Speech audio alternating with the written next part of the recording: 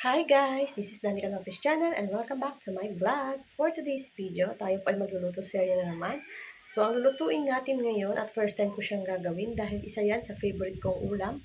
Ito nga yung pork steak. So, tara, samahan nyo ko. Lutuin natin ito at i-prepare natin ang mga ingredients nito. So, tara, let's go! So guys, ito na nga pala yung kanilang mga ingredients. So, syempre, hindi mawawala dyan yung mga baboy. Hindi na yung magiging pork steak kung wala tayong pork. So, syempre, meron tayo dyan siling haba, 10 pirasong kalamansi, ayan, merong ito, sibuyas na puti, and then, meron tayong oyster sauce, meron tayong paminta, meron tayong sugar, and then, meron tayong soy sauce. So, syempre, meron din yung water and cooking oil. So, tara na. Let's go. So, tara, samahan niyo akong hiwain itong mga ingredients na ito at ilagay sa isang mixing bowl. So, ito na nga guys at pinarinate na natin yung pork. Ayan, kasama ng iba pang mga ingredients. So, ito naman yung sibuyas. Ayan. So, ito naman yung isa pa. Ayan, so hindi yan pantay-pantay at hindi yan masyadong bilog. So, first ito nag-gisa. Kaya mas marami ito. Ayan, yung panggisa natin kaysa dito. Kayaan nyo na kami naman kakain. So, ayan, waiting lang kami for 1 hour. At, iluluto na natin itong pork steak. At, titikman ko kung masarap na ba or hindi. So, ito na nga guys. At simulan natin magluto ng pork steak. So, first step, mag-add ng oil. So, use oil yung gagamitin natin.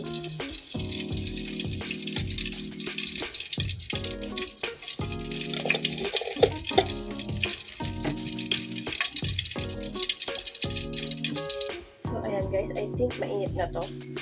So, lalagay ko muna yung mga minarinate natin mga ayan, minarinate natin mga pork chop. So, isa-isa sila ilagay sa kawali at ipitro natin ang konti.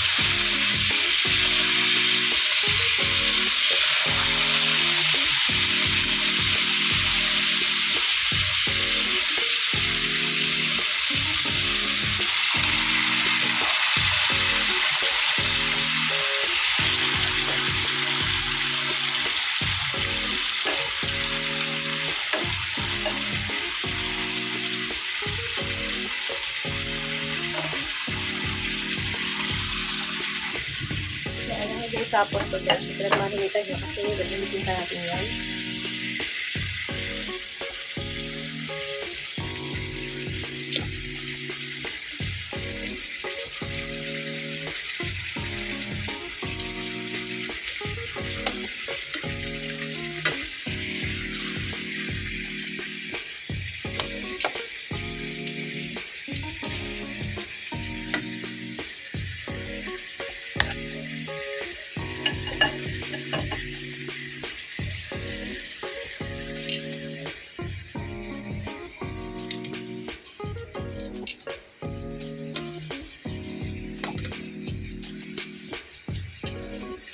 Guys, dapat mahina lang yung apoy nyo para hindi kayo masunugan ng niluluto.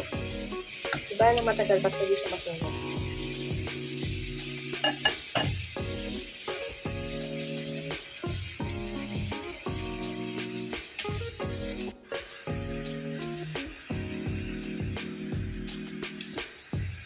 Yan, so naset aside na natin yung tatlo guys. Ay, yung dalawa. So, yung tatlo naman. Namatay kasi yung phone. Ngayon ko kung bakit siya namamatay. So, ayan, pwede na to. Ayan, pag ganyan yung texture niya, pwede na siya i-set aside.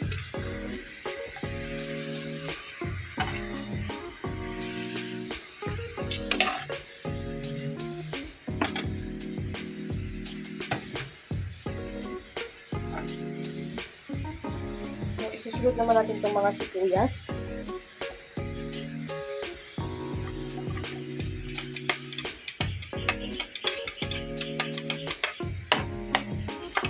Yung white onions pala yung gamit ko dito.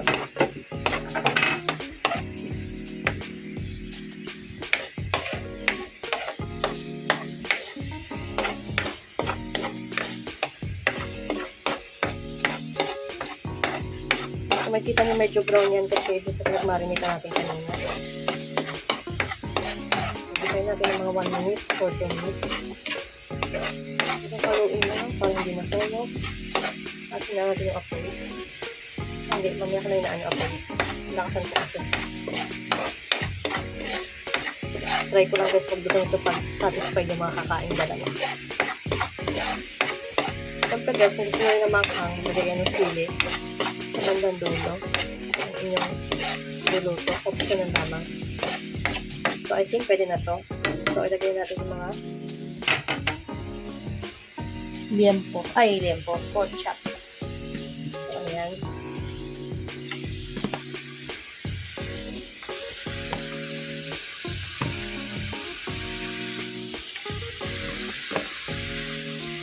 Siniliit sila pag naluluto eh. Nakakabitin.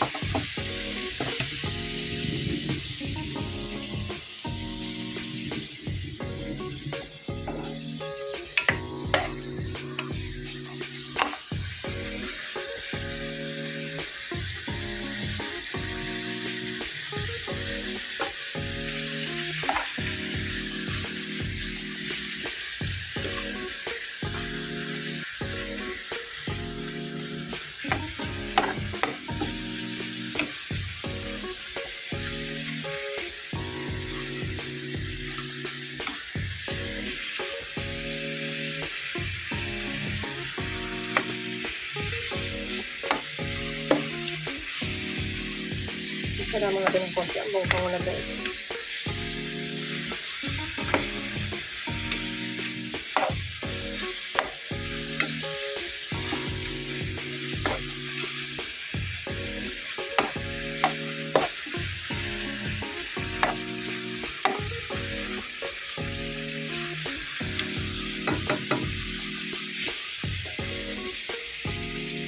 Yan, so after yan guys, lalagyan natin yung ating pinag-marinatean.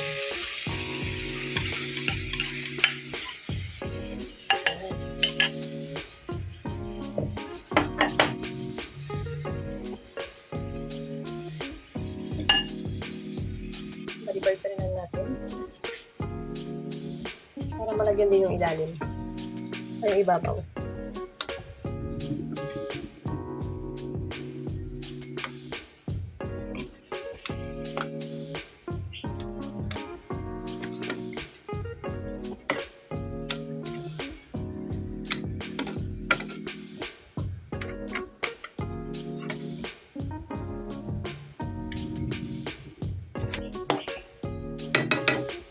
So, after yun guys, lagyan natin ng water.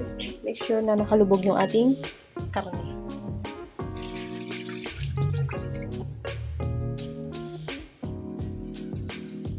After natin lagyan ng tubig yung ating mga karne, so papakuluan natin ito. Siguro mga 1 hour natin siyang lulutuin hanggang sa lumambot ang ating baboy. Pagkatapos niyan, lalagyan na natin ang sibuyas at pagkatapos niyan, kakain na tayo.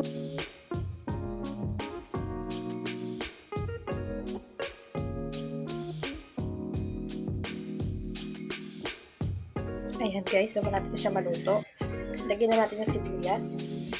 So ilang minutes na lang luto na yan. So hindi ko na siya papabutin siguro ng 1 hour kasi maubos yung water. So lagyan natin itong sibuyas na hindi siya ring. Hindi siya ring onions.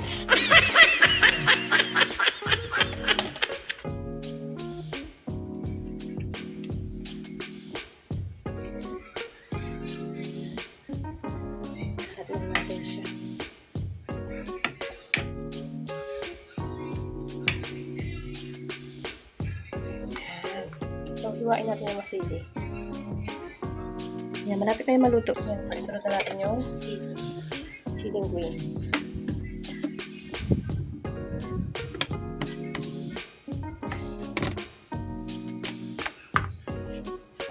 Yan, so konting minuto na lang ay luto na. So ayan guys, konting minuto na lang ay maluluto na itong ating pork steak.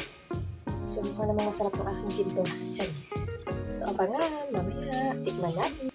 So ayan guys, luto na siya. So patayin na natin yung ating kalan.